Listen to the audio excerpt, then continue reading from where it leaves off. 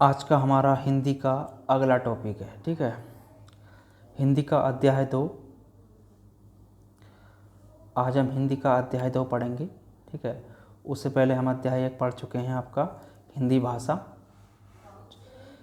हिंदी भाषा आपको कंप्लीट समझ में आ गई होगी। उसकी अगर आपने उसकी वीडियो नहीं देखी है तो ऊपर आई बटन में उसकी वीडियो मिल जाएगी और डिस्क्रिप्शन में उसकी प्लेलिस्ट दी हुई है हिंदी की, वहाँ से आप देख सकते हैं। ठीक है, और चैनल को अभी तक सब्सक्राइब नहीं किया, सब्सक्राइब कर लीजिए, जहाँ से आपको हर एक क्लास की सटीक जानकारी मिलती रहेगी।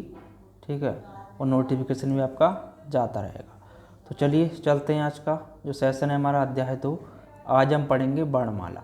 ठीक है, वर्णमाला है क्या? वर्णों के व्यवस्थित समूह को वर्णों के व्यवस्थित समूह को वर्णमाला कहते हैं। ठीक है, अक्षरों से छोटी इकाई क्या होती है? अक्षरों से छोटी इकाई क्या है? अक्षर से छोटी इकाई हमारी ध्वनि। अक्षर से छोटी इकाई क्या है आपकी? ध्वनि। भाषा की सबसे छोटी इकाई क्या है आपकी? वर्ण। वर्णों के व्यवस्थित समूह को क्या कहते हैं? वर्णमाला। ठीक है, वर्णमाला किसे कहते हैं? वर्णों के व्यवस्थित समूह को। शब्द से छोटी इकाई क्या है आपकी? अक्षर। ठीक है, पदबंध से छोटी इकाई क्या है आपकी? शब्द। ठीक है, उपवाक्य से छोटी इकाई क्या है आपकी? पदबंध। वाक्य की छोटी इकाई क्या है? उपवाक्य। भाषा की सार्थक इकाई क्या है? वाक्य। ठीक है, तो इसमें आपके कई सारे क्वेश्चन बन जाते हैं। ठीक है, अगर वो पूछे अक्षर से छोटी इकाई क्या है आपकी? ध्वनि। भाषा की सबसे छोटी इकाई क्या है? वर्ण। वर्णों के व्यवस्थित समूह को क्या कहते हैं? वर्णमाला। शब्दों से छोटी इकाई क्या है आपकी? अक्षर। पदवंश से छोटी इकाई क्या है आपकी? शब्द। उपवाक्य से छोटी इकाई क्या है आपकी? पदबंध। वाक्य से छोटी इकाई क्या है आपकी? उपवाक्य। भाषा की सार्थक इकाई क्या है? वाक्य। ठीक है, तो ये समझ में आपको आ गया होगा। ठीक है, इसको याद कर लीजिए, इसमें कई सारे क्वेश्चन बन जाते हैं आपके हिंदी में। ठीक है, आगे अब पढ़ेंगे हम अगला टॉपिक, हिंदी वर्णमाला। हिंदी वर्णमाला है क्या? पहला पढ़ेंगे उच्चारण के आधार पर हिंदी वर्णमाला को। ठीक है, वर्णों की संख्या जो उच्चारण के आधार पर है कितनी है? 45। ठीक है, इसमें आपके 10 स्वर और 35 व्यंजन होते हैं। ठीक है, 10 स्वर और 35 व्यंजन होते हैं। अगर बात करें लेखन के आधार पर, तो लेखन के आधार पर जो वर्ण हैं आपके, उच्चारण जो करते हैं केवल हम 45 का करते हैं, जिसमें 10 स्वर और 35 व्यंजन है। लेकिन जो लिखते हैं उसमें कितने वर्ण हैं आपके? 52। कितने? 13 स्वर और 35 व्यंजन, 4 संयुक्त व्यंजन। ठीक है, अगर बात करें उच्चारण की तो इसमें कितने हैं आपके? 45। 10 स्वर और 35 व्यंजन। ठीक है, 35 व्यंजन। लेकिन लेखन के आधार पर कितने हैं आपके? 52 वर्ण, 13 स्वर और आपके 35 व्यंजन और 4 संयुक्त व्यंजन। ठीक है, अब बात करें स्वर कौन कौन से होते हैं आपके? जो स्वर होते हैं ए, आ, ई, उ, ऐ, औ, री, अंग, अह। तो ये क्या है आपके? स्वर। ठीक है, अब बात करें व्यंजन की। व्यंजन कौन कौन से होते हैं हमारे? व्यंजन जो होते हैं हमारे, सबसे पहले होता है हमारा कै वर्ग। कै वर्ग में क्या आते हैं हमारे? जो व्यंजनों की संख्या कितनी है हमारी? 35। ठीक है, कितनी है? 35। और स्वरों की संख्या कितनी होगी हमारी? 13। ठीक है, अब कै वर्ग में क्या हो गया आपका? कै, खे, गे, गे, घड़े। ठीक है, आगे आता है हमारा चै वर्ग। चै, छे, जय, झ, झ, वह। ठीक है, फिर है हमारा टै वर्ग। टै वर्ग में क्या हो गया? टै, ठै, ढै, ढै, ढड़े। ठीक है, और इसमें द्विगुण व्यंजन क्या है आपके? ढै और ढै। ठीक है, ये क्या हो गया आपके? द्विगुण व्यंजन। और ये कौन सा वर्ग है? टै वर्ग। ठीक है, आगे आता है हमारा तै वर्ग। तै वर्ग में क्या क्या आता है आपका? तै, थे, द, ध, न, प, ठीक है। और प वर्ग में आपका प, फ, ब, भ, म, ठीक है। अंतस्थ व्यंजन कौन कौन से हैं आपके? अंतस्थ व्यंजन क्या है आपके? य, र, ल, व, ठीक है। ये क्या है आपके? अंतस्थ व्यंजन। ऊष्म व्यंजन की बात करें तो ऊष्म व्यंजन क्या है आपके? स, है, ठीक है। तीनों प्रकार के आपके स और है क्या है आपके? ऊष्म व्यंजन। संयुक्त व्यंजन की बात करें जो आपके 4 हैं, ठीक है, तो वो क्या है आपके? छ, त्र, ग और स्र, ठीक है। ये क्या है आपके? संयुक्त व्यंजन। अब इसमें प्रश्न पूछ लेता है आपका, इसमें क्या प्रश्न बनेगा? यानी कि उच्चारण के आधार पर जो वर्णों की संख्या है वो कितनी है आपकी? 45, और लेखन के आधार पर कितनी है आपकी? 52, और इसमें स्वर कितने हैं? 13 और 35 और 4 संयुक्त व्यंजन, ठीक है। अब स्वर पूछे तो आपको 13 और व्यंजन पूछे तो 35, ठीक है। अब इसमें वर्ग पूछ लेता है कौन सा कै वर्ग का है, तो कै वर्ग आपको याद रखना है कै, ख, गह, घणे। च वर्ग च, छ, झ, झ, व, ठीक है। ट वर्ग ट, ठ, ढ, ढ, ढ, ढ, ठीक है। त वर्ग त, थ, द, ध, न, प, ठीक है। प वर्ग प, फ, ब, भ, म, ठीक है। अंत्यस्थ व्यंजन कौन कौन से आप होते हैं आपके? य, र, ल, व से, ठीक है। उसमें व्यंजन स, है, ठीक है। संयुक्त व्यंजन आपके छ, त्र, ग, स्र, ठीक है। ये क्या है आपके? चारों संयुक्त व्यंजन है। अब बात करें आगे स्वर की, तो स्वर क्या कहते हैं? स्वर होता क्या है हमारा? स्वर स्वतंत्र रूप से बोले जाने वाले वर्ण, यानी कि स्वतंत्र रूप से बोले जाने वाले वर्ण स्वर कहलाते हैं, ठीक है। स्वतंत्र रूप से बोले जाने वाले वर्ण क्या कहलाते हैं? स्वर। स्वर्गों का वर्गीकरण कितने आधार पर करते हैं हम? 5 प्रकार से किया जा सकता है। पहला, मात्रा या उच्चारण के आधार पर। पहला जो वर्गीकरण करेंगे स्वर का, मात्रा या उच्चारण के आधार पर, ठीक है। ह्रस्व स्वर जिनके उच्चारण में कम समय लगता है, ए, ई, उ, ठीक है। ह्रस्व स्वर क्या है आपका? जिनके उच्चारण में कम समय लगता है, जैसे ए, ई, उ, ठीक है। दीर्घ स्वर क्या है आपका? जिनके उच्चारण में ह्रस्व स्वर से अधिक समय लगता हो, ठीक है, तो उन्हें क्या कहते हैं आप? दीर्घ स्वर। आ, ई, उ, ए, ऐ, औ, ठीक है। प्लुप्त स्वर, अब बात करें प्लुप्त स्वर की, तो प्लुप्त स्वर क्या है? जिनके उच्चारण में दीर्घ स्वर से भी अधिक समय लगता है, जैसे किसी को पुकारने में, ठीक है। जैसे किसी को पुकारेंगे हम, उसमें जो अधिक समय लगता है उसको क्या कहते हैं? प्लुप्त स्वर, ठीक है। तो प्रश्न में क्या पूछता है कि स्वर किसे कहते हैं? तो स्वर किसे कहते हैं? स्वतंत्र रूप से बोले जाने वाले वर्णों को क्या कहते हैं? स्वर। स्वर्गों का वर्गीकरण कितने आधार पर किया जाता है? तो 5, ठीक है। ह्रस्व स्वर क्या है आपके? प्रश्न इस पे बनता है, ठीक है। दूसरा क्वेश्चन आपका इस पे बनता है, दीर्घ स्वर क्या है, ठीक है। तीसरा क्वेश्चन आपका इस पे बनता है, प्लुप्त स्वर क्या है, ठीक है। तो इनको आप याद रखेंगे, ठीक है। आगे चलते हैं। अगला है हमारा जीव के आधार पर। जीव के आधार पर स्वर्गों का वर्गीकरण, ठीक है। पहला, अग्रस्वर, जिन स्वरों के उच्चारण में जीव का अग्रभाग काम करता है, तो वो क्या कहलाते हैं? अग्रस्वर, ठीक है। जैसे ई, ऐ, ठीक है, तो ये क्या हो गए हमारे? अग्रस्वर, ठीक है। आगे मध्य स्वर, जिन स्वरों के उच्चारण में जीभ का मध्य भाग काम करता है, तो वो क्या कहलाता है? मध्य स्वर, जैसे ए, ठीक है। तीसरा, पक्ष स्वर। पक्ष स्वर क्या है? जिन स्वरों के उच्चारण में जीभ का पक्ष भाग काम करता है, जैसे आ, उ, औ, ठीक है, तो वो क्या कहलाते हैं? पक्ष स्वर। तो ठीक है, इस पे आपका एक क्वेश्चन क्या बनता है? अग्रस्वर कौन से होते हैं? मध्य स्वर। दूसरा, मध्य स्वर कौन से होते हैं, ठीक है। तीसरा क्वेश्चन बनता है आपका, पक्ष स्वर क्या होते हैं, ठीक है। तो इनको आप याद कर लीजिए, ठीक है। तीसरा पढ़ेंगे हम, मुख्य द्वार या विवर के खुलने पर। तीसरा पढ़ेंगे, मुख्य द्वार या विवर के खुलने पर स्वर्गों का वर्गीकरण, ठीक है। पहला, विव्रत जिन स्वरों के उच्चारण में मुख द्वार पूरा खुलता है जैसे आ, तो वो क्या हो जाएगा विव्रत। ठीक है। अब बात करें अर्धविव्रत की।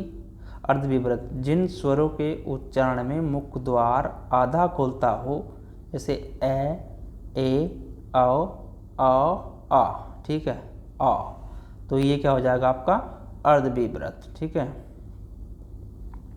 आगे आता है हमारा अर्धसंवृत। अर्धसंवृत क्या है? जिन स्वरों के उच्चारण में मुख द्वार आधा बंद रहता है जैसे ए औ।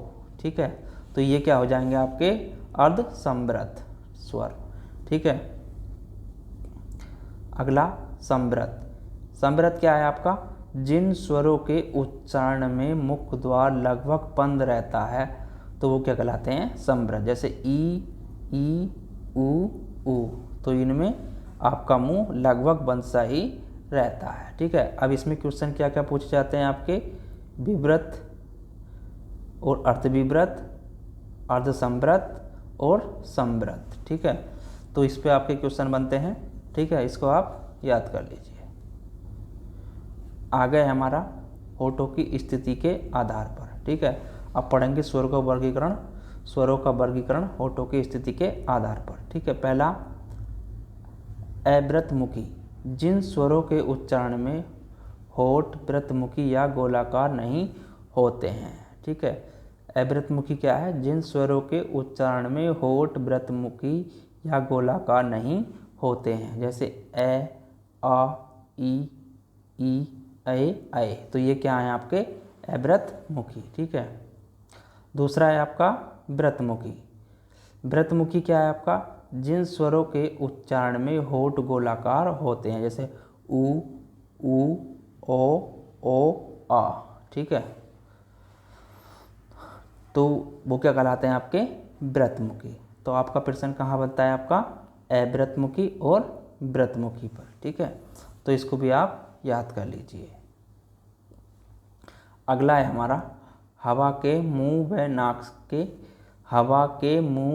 नाक से निकलने के आधार पर। ठीक है, अब पढ़ेंगे अगला हम हवा के मुंह व नाक से निकलने के आधार पर। ठीक है। पहला निर्नुनासिक या मौखिक स्वर।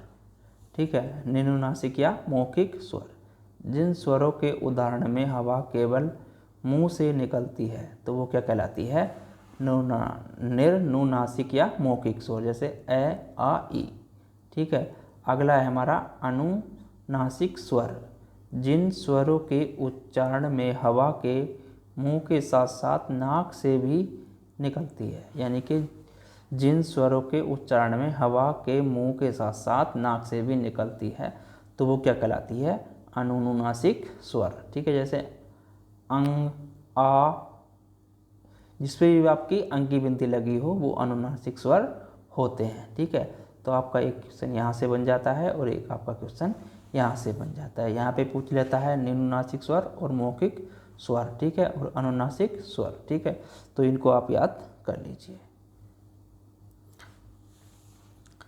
अगला पढ़ेंगे हम व्यंजन। ठीक है, अब पढ़ेंगे हम व्यंजन के बारे में। ठीक है, व्यंजन क्या होता है हमारा? स्वर की सहायता से बोले जाने वाले वर्ण। स्वर की सहायता से बोले जाने वाले वर्ण क्या कहलाते हैं? आपके व्यंजन कहलाते हैं। ठीक है, व्यंजन क्या कहलाते हैं?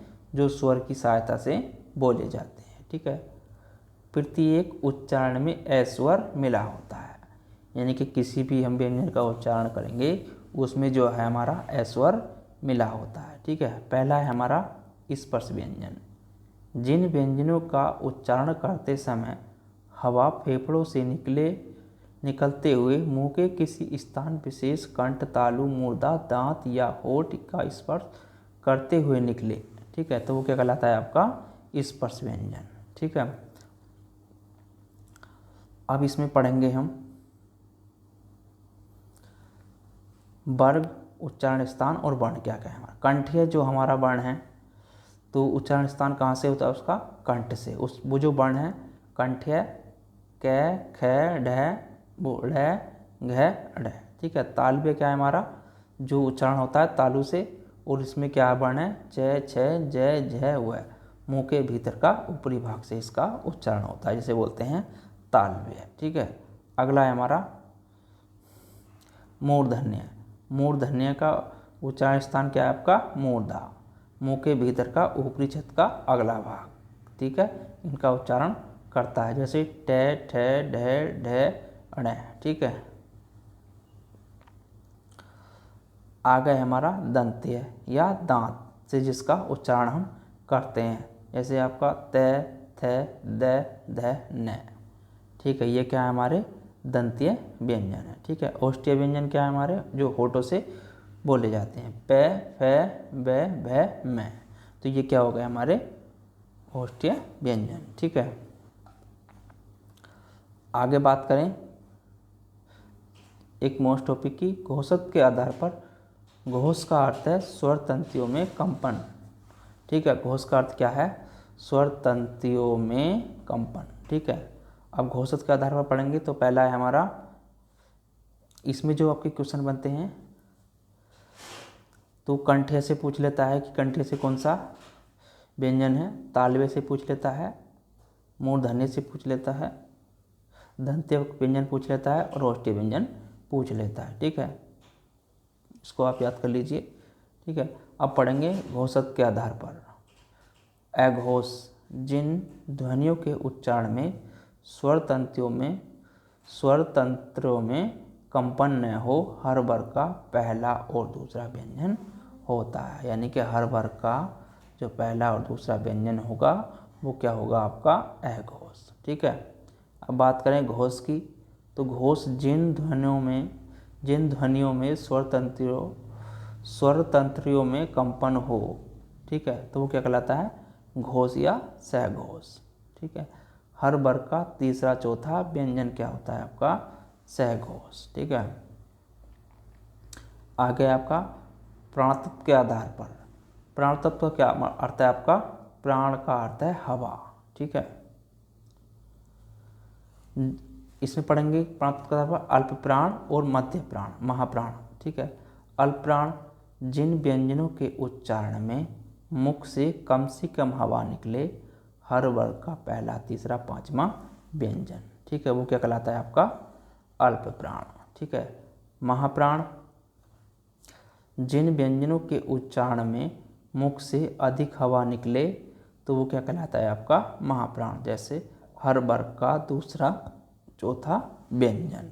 ठीक है। आगे पढ़ेंगे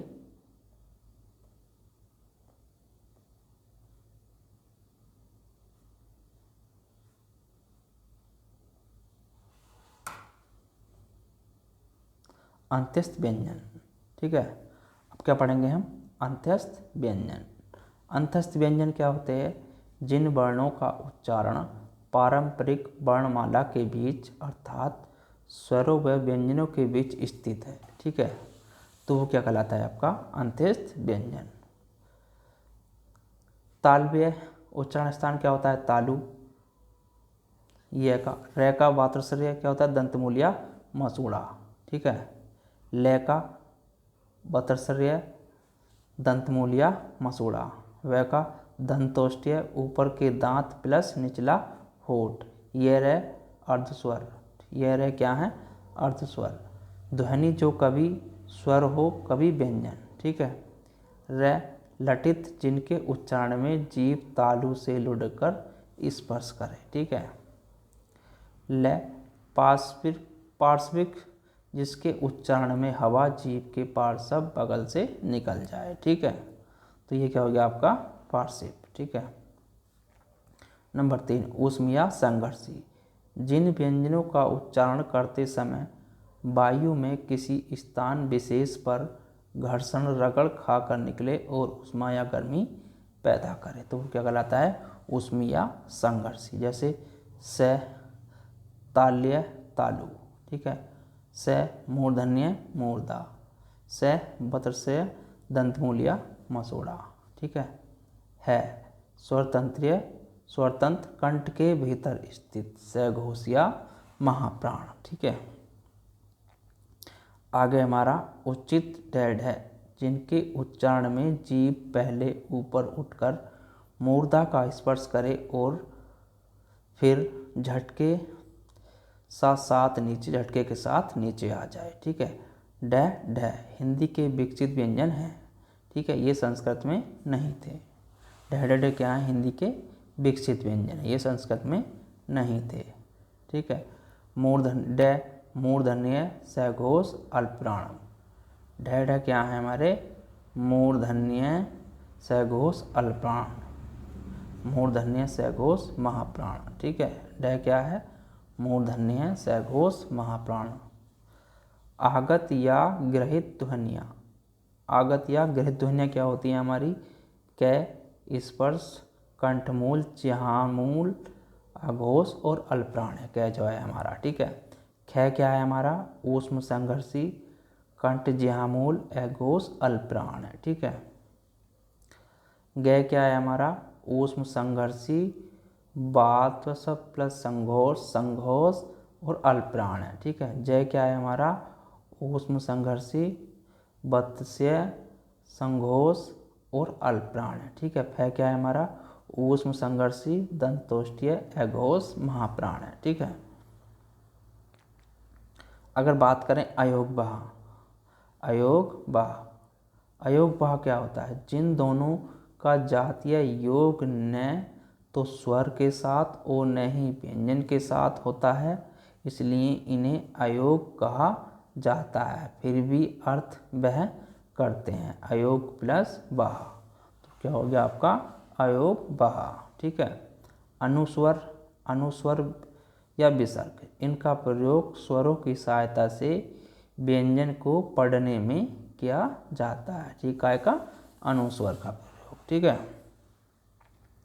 तो आपका कभी कभार अनुस्वर भी पूछ लेता है और अयोग्यबाह भी पूछ लेता है, ऊष्म संघर्षी ये भी पूछ लेता है। ठीक है, इसको भी आप देख लीजिए। ठीक है, और इनको भी आप पढ़ लीजिए। ठीक है, और आपको इसकी PDF भी मिल जाएगी। ठीक है। अल्पप्राण, महाप्राण सभी पूछ लेता है आपके। ठीक है। घोष से घोष सभी आ जाते हैं आपके। ठीक है, इसको भी आप याद कर लीजिए। ठीक है, और इसमें हिंदी में ज़्यादा कुछ नहीं पूछता है और। ठीक है, तो इसको याद कर लीजिए आप। ठीक है, इन सभी को मोस्ट क्वेश्चन है आपके, ये नोट्स बनाए हुए हैं हमारे। मैं आपको ज़्यादा इसमें डीपली नहीं लेना चाहता, केवल मोस्ट ही आपको टॉपिक पे लेके जा रहा हूँ। ठीक है, तो चैनल को सब्सक्राइब कर लीजिए और लाइक शेयर करते रहें। ठीक है, फिर मिलेंगे आपको अगले टॉपिक पे लेकर के। चलिए चलते हैं, धन्यवाद।